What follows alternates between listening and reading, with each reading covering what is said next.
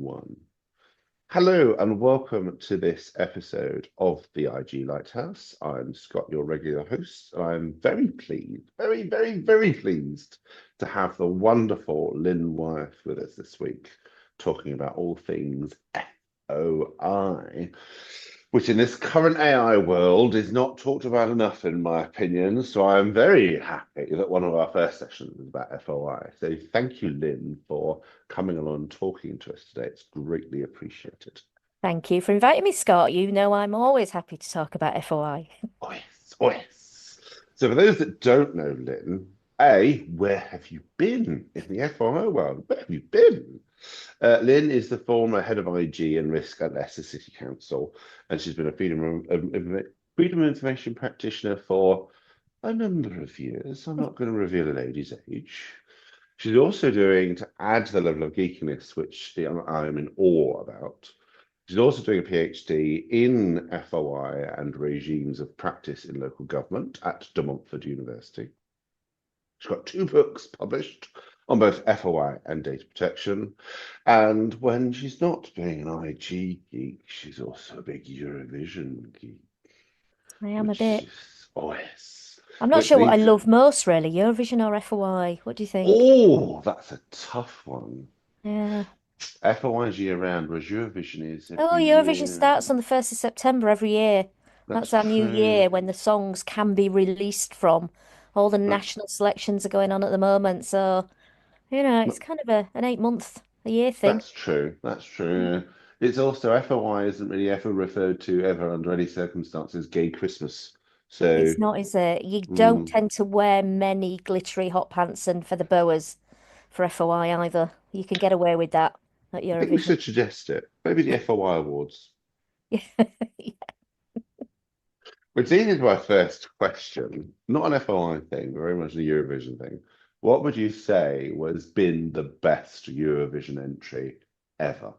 Ever, ever. I mean, there's quite a lot. We're on the Mm. 69th year this year. So there's been a Oh, few of them over the years. I've been watching it, I think, since Brotherhood of Man. That's my first memory. So I'm showing my age a little wow. bit here. That Brotherhood of Man was the first time I really kind of remember watching Eurovision and then it becoming an annual thing. So I've seen many, many entries, good, bad, uh, ugly. Some ugly, yeah. I'm I'm a huge Charlotte Perrelli fan. She won it for Sweden. So both of her entries, the one that she won it with, I actually preferred the second one that she didn't do so well with, but Hero by Charlotte. So whenever Charlotte bowls up at Eurovision, I'm there. Wherever she does a performance or a gig or a Euro club, I'm like, Charlotte's here, let's go. Love Love it. her. Love it.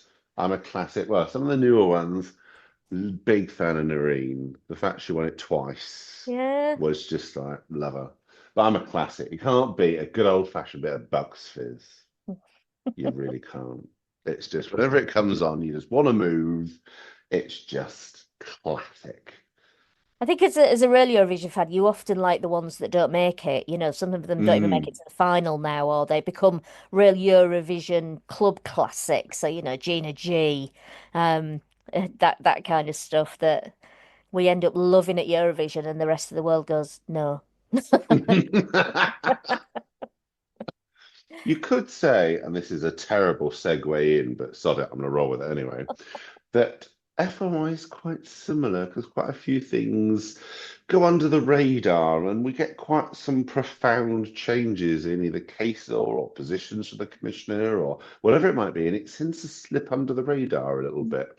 And yet they're gems, a Yeah, really useful thing. yeah. See, well, that wasn't a bad segue. It wasn't too bad. We'll let you off. A segues go, there's been worse. But before we move on to that, because this is also a big FOI link, when it comes to, and on that exact point about ones that don't quite make it into the onto the radar, but are nonetheless pretty good, what would you say in the 69 years of Eurovision was the biggest miscarriage of justice? Bardo. Oh, Bardo. yeah, Classic. yeah, I think Nobody maybe got that. it. Yeah, it just totally, people just didn't really. The synchronized dancing, back to back off the floor. Legends. I'll agree with that. I'll agree with that. People have no taste. Really don't. Right. FOI, my favourite Yep. thing. 25 years old this year in terms of its existing or being passed Yep. by Parliament. 20 years of practice, 20 years of us fighting the good fight, trying to get the concept of transparency across. Mhm. How do you think, because you were, again, without revealing a lady's age, you were were you at Leicester when it came in? I was there waiting on day one for our first one. It was very And exciting. do you remember Yeah. your first one? No, isn't that weird?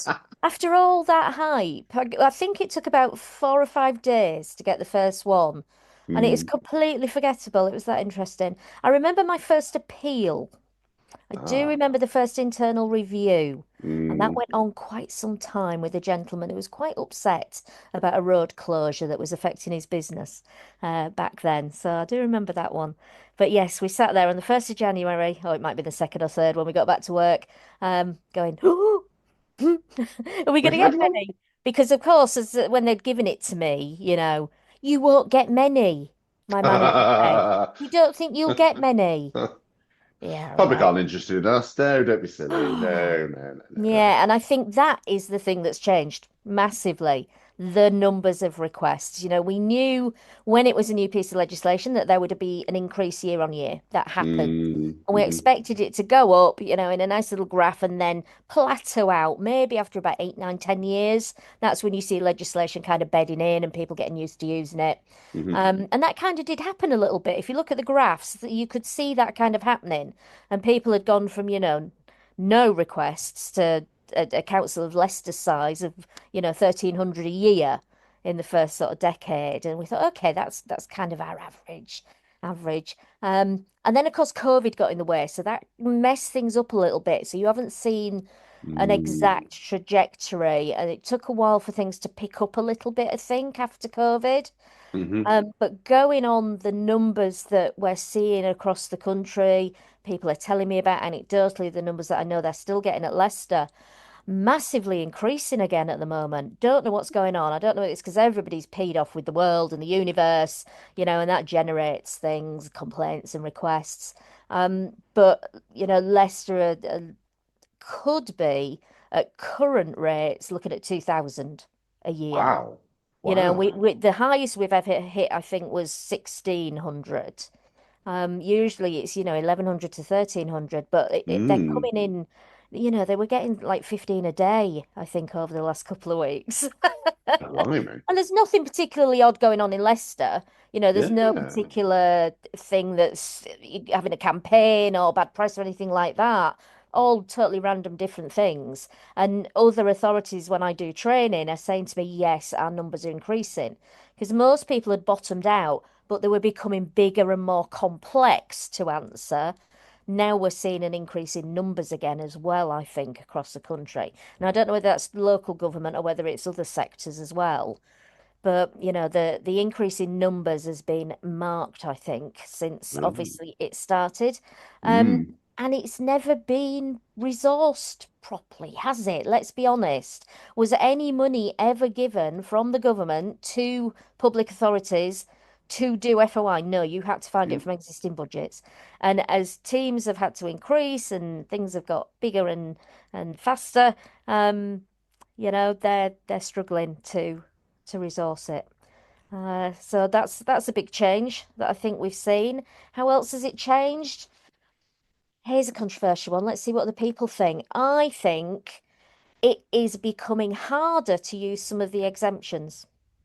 ooh, I'd agree with that. Yeah. I think decision notices and tribunal decisions are now much more detailed.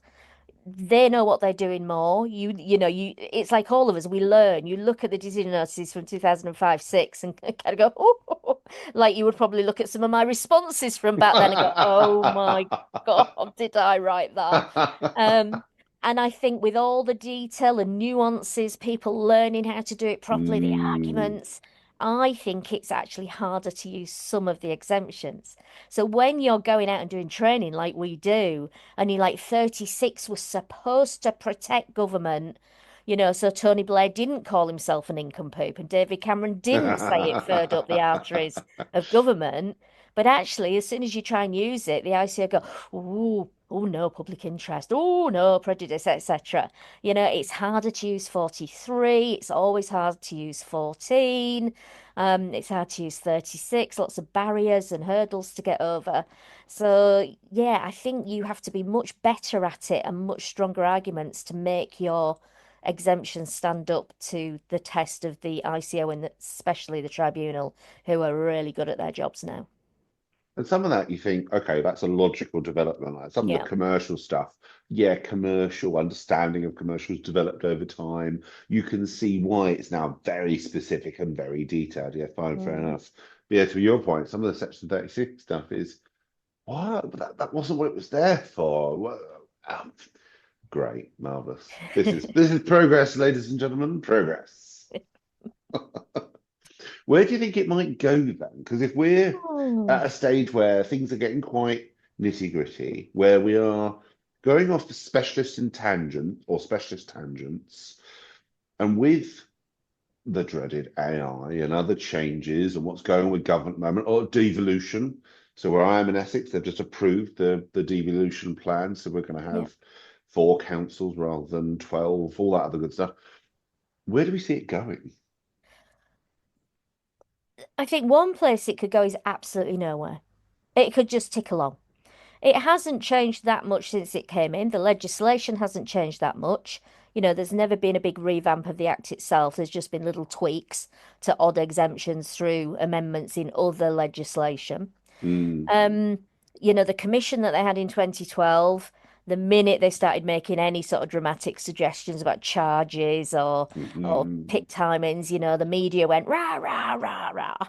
yeah. So I can't see there's going to be massive clamour for change. So it could just tick along and tick along.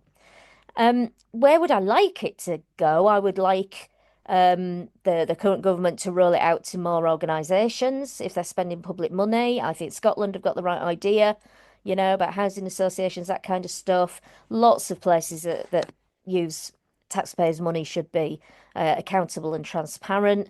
Hmm. Um, will they change it? No, I don't think they will. I think one of the things that will happen is obviously AI will cause us problems Mm, with the generation and wording of requests. We're already seeing requests arrive to public authorities that have clearly been written by AI, which is an interesting one. So again, they're potentially getting bigger and more complex and more technical as AI does its magic. But I can't see things massively changing. I don't think there's a drive from politicians to fiddle with it. They'd rather pretend it wasn't there most of the time. The minute they're in office. yeah. I don't think there's a drive from any opposition parties that I've seen. Private members' bills, nothing there. There's just a bit of a push from, some of the organisations like Freedom for, you know, Campaign for Freedom of Information to extend it to other organisations, really. So I can't see there's going to be massive changes over the years. One thing that I think they can never do is get rid of it. I I don't think know. once it's in a country, it's here to stay. You can't go backwards. We'll see. Watch Trump announce he's getting rid of it tomorrow. Well, I was gonna say America with everything that's going on with them at the moment, Yeah, and the completely removing of certain things from the archive and yeah, just erasing massive chunks of American history. yeah, There's a no, it's gone. yeah. But obviously, we've seen a little bit more. Regulatory work by the ICO over the last couple of years on FOI. So, John came in, heard us all shouting about FOI and has done a little bit on it. He's done some reprimands, he's done some enforcement notices, started pulling people up if they're not very good at it. So it's focused the minds a little bit of people, but only when the ICO go after them, I think, unfortunately, because people Mm, just haven't got the resources. And when you're looking at things like, does a hospital spend money on life-saving equipment, and does a council spend money on a social worker to protect children? They will see those as priorities over answering FOIs every day. That's the yeah, reality of it. It doesn't yeah, matter if the ICO and the government go, it's a statutory responsibility, you should resource it.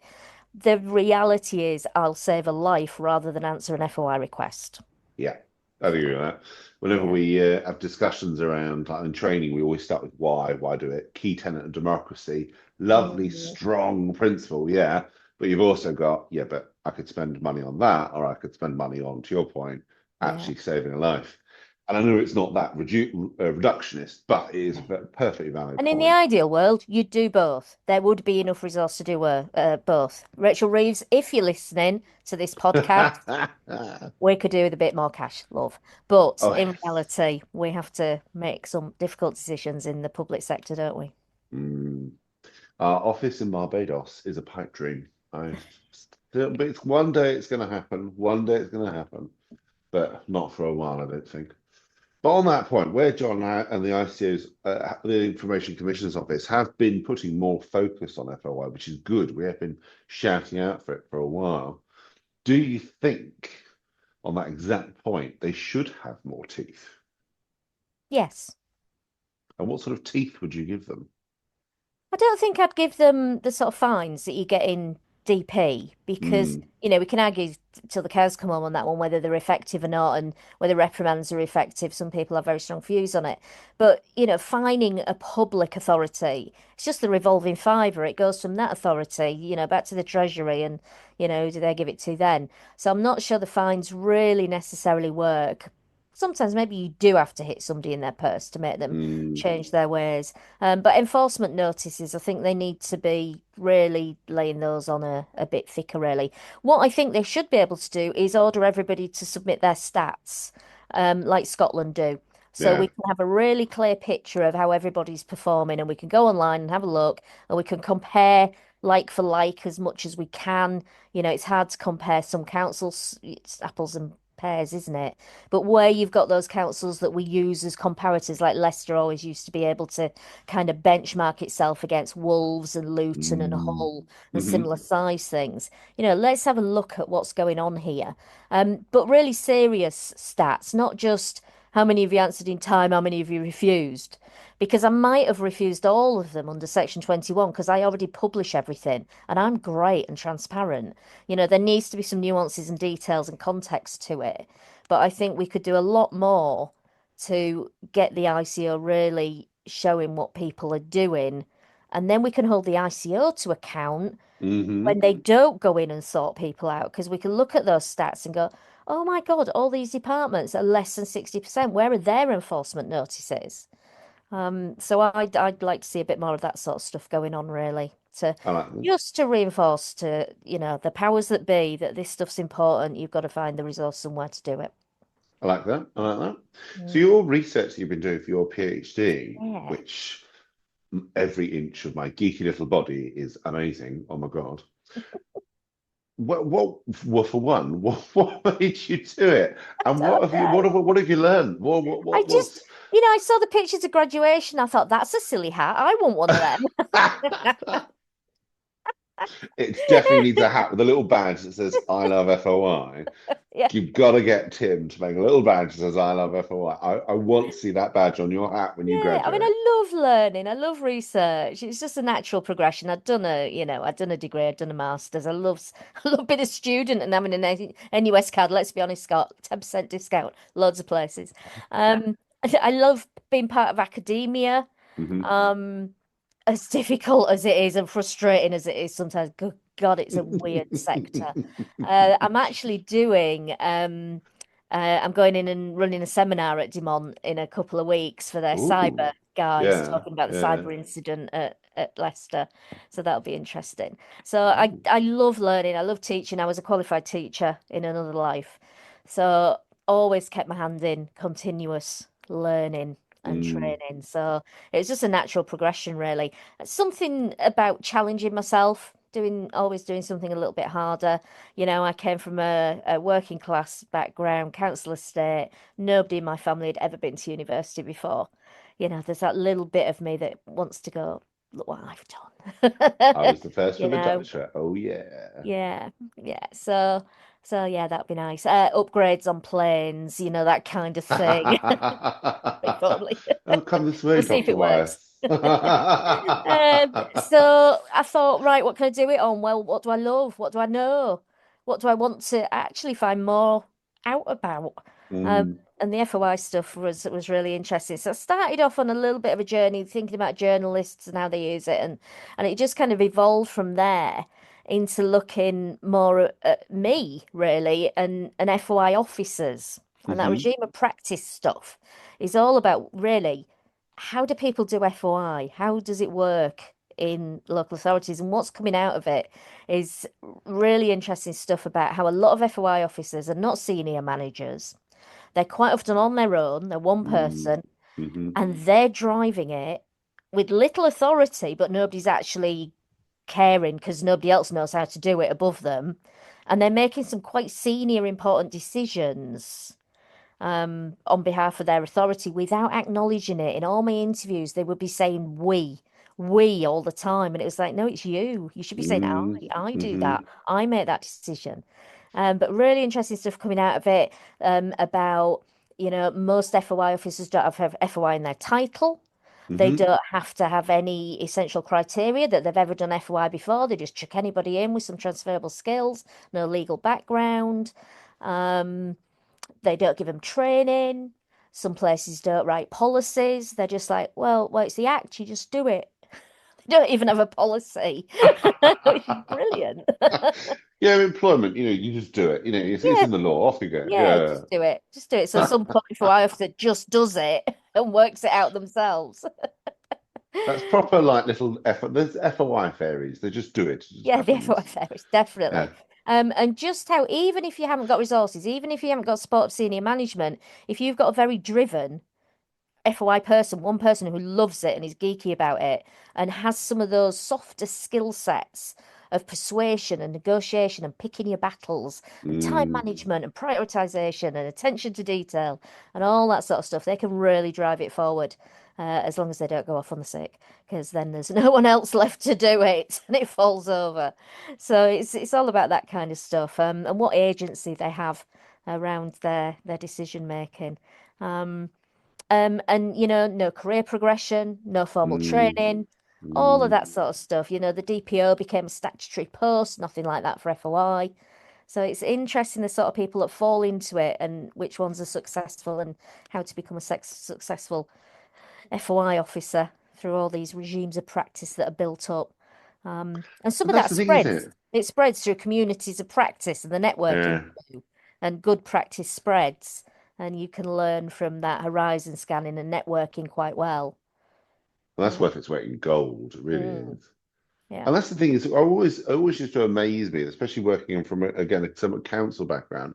We have a democratic services, and if the argument is this is a core tenant of democracy, transparency, accountability, all that other good stuff, it doesn't ever resonate with them. They argue with it. Not all of them, but many of them Yeah. do. They argue the toss.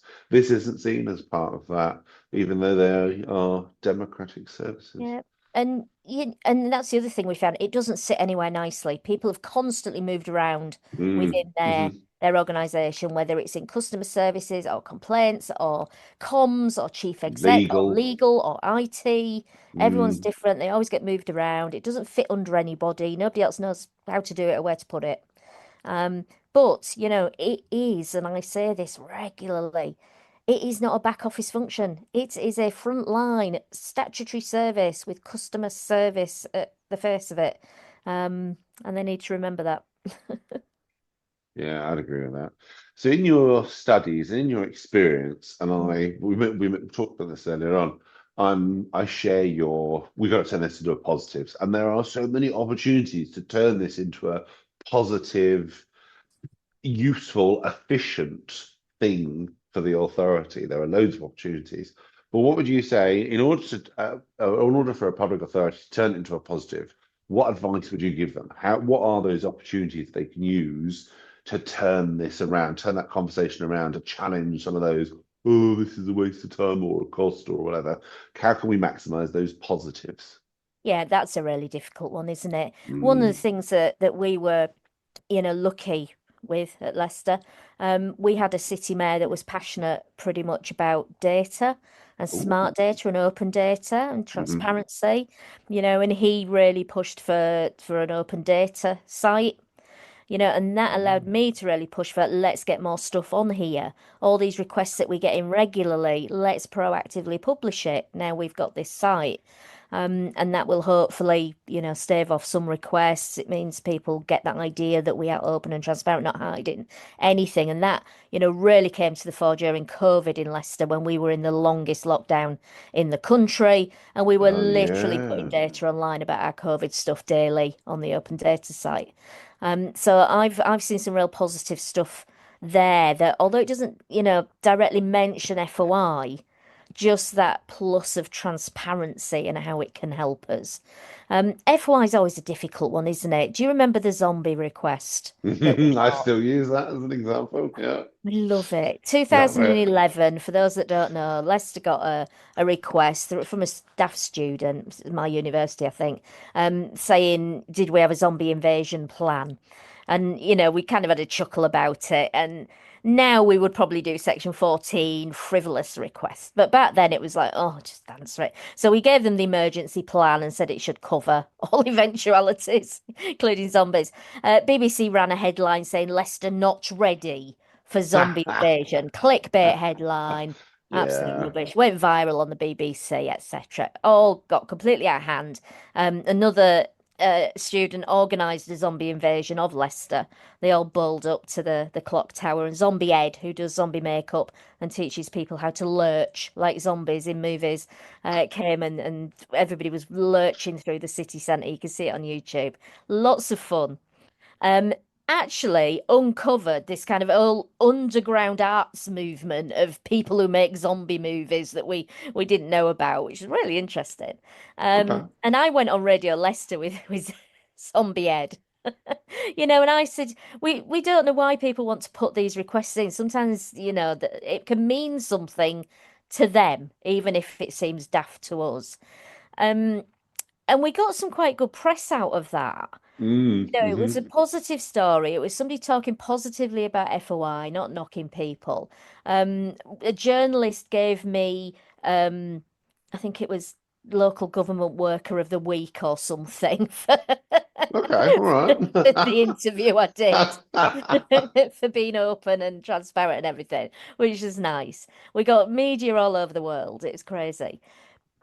But what the fear is from management is that it will generate requests and work, isn't it? Yeah. So it's really hard sometimes to sell it as a good thing. And it's like when FOI teams win awards, it's almost sometimes like the agency don't want to say they've won it in case that generates more requests instead of going, oh my God, isn't my team amazing?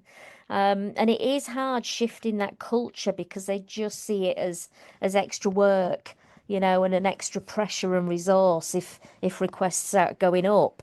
But if you can shift that culture a bit, say, look, if we do this, it can reduce work here.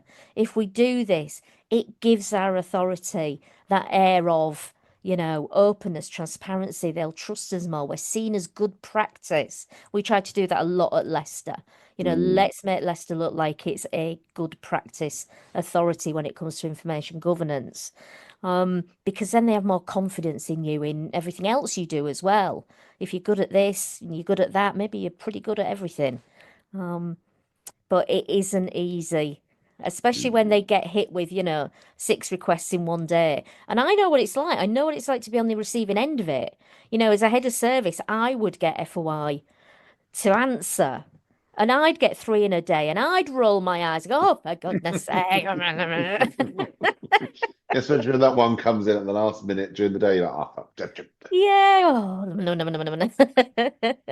But, and when you're really busy and you've got other stuff to do, I get it. I totally get it. But it is about just, getting that culture of, oh, let's just get them answered and out. And then we get into the habit of it and they don't seem particularly, onerous or annoying if we're just used to doing them. And it does, it doesn't cause us work with appeals. It stops us going to the ICO. You've got to sell that to them as well. If you mess it up at the first hurdle, oh, you have no idea how much work is coming your way if it goes much further. Because anybody that's ever been to the tribunal knows how much effort can go into one of them. We need to get it right first time round. So All it's over worth. something that could be a complete non-issue if we Mm, just thought about it to begin with. yeah, Like most things in, well, most sectors actually, that's a story that comes up time and time again. If we just thought about it up front, this wouldn't yeah, have been a problem. Yeah, I agree exactly. with that. I agree with that. So, excuse me. Key points there: transparency. How can we turn it into a definitive benefit? We've got good, valuable stuff. So, almost seeing um, the transparency obligation as a how can we maximize this? If we're constantly getting asking for stuff, can we Mm, proactively publish it? yeah, Otherwise, let's yeah. make it, if we're going to do work, let's make it worthwhile. Otherwise, why bother? Why bother? Last question then, because as most people know, I'm passionate about training, education, do a lot of work with new professionals and apprentices who are fabulous groups of people.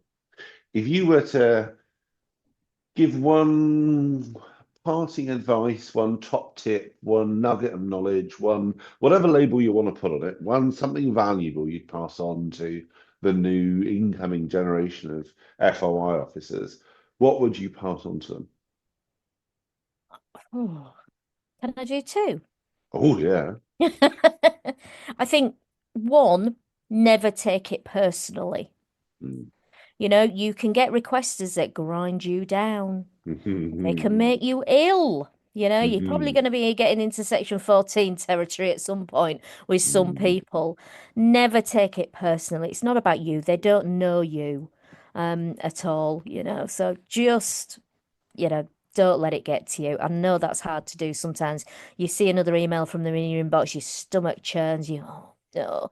But it's not about you. It's them that's got the problem. And the second thing for, your development as an FOI officer, read decision notices and tribunal decisions. Get used to the language they use, get used to the detail that they go into, pulling those exemptions apart. Use them to cut and paste stuff and not reinvent the wheel when you're making your arguments to the ICO. And just regularly read. I remember when, if I first started, we sat and waited and waited, and we waited a long time for those first decision notices Mm. back then. And we could keep up with them. Every few that were published every few weeks, you'd read them religiously. There was up to a certain point in my career where I'd read every decision notice that had been published. If you start FOI now, you cannot go back and read all of those. There's thousands of them. Which are the right ones, which haven't been overturned at tribunals. So it's a bit tricky. But start getting into the habit of going maybe every Friday, quick brief look at the ones that have been published this week. If you're applying a specific exemption, have a look at recent ones, filter it to that exemption, have a look at recent ones. How are they? Which side are they falling on? Which ones are they agreeing with that you can use or not? And what are the arguments? What are the pit arguments that you're seeing in some of them? And just read and read and read and get used to what the ICO and the tribunals say. So don't waste your time writing something for the tribunal to then go, we did this 12 years ago and found against, don't you? So keep reading. Yeah. Yeah, I'd agree with that. That's a really good one. I love that library. I wish we had that library when we well, I started a little bit later than you, but when we started, because that would have been invaluable. Mm, So yeah, use it, maximize it. It's a really good resource. Otherwise, the ICO take it away, and we certainly don't want that. yeah. Awesome. Well, thank you, Lynn. Thank you for your time. It's greatly appreciated. Hope to invite you back for a future one. But thank you very Absolutely. much. Definitely. Thanks, Lynn, and we'll hope to see you all next time. Okay.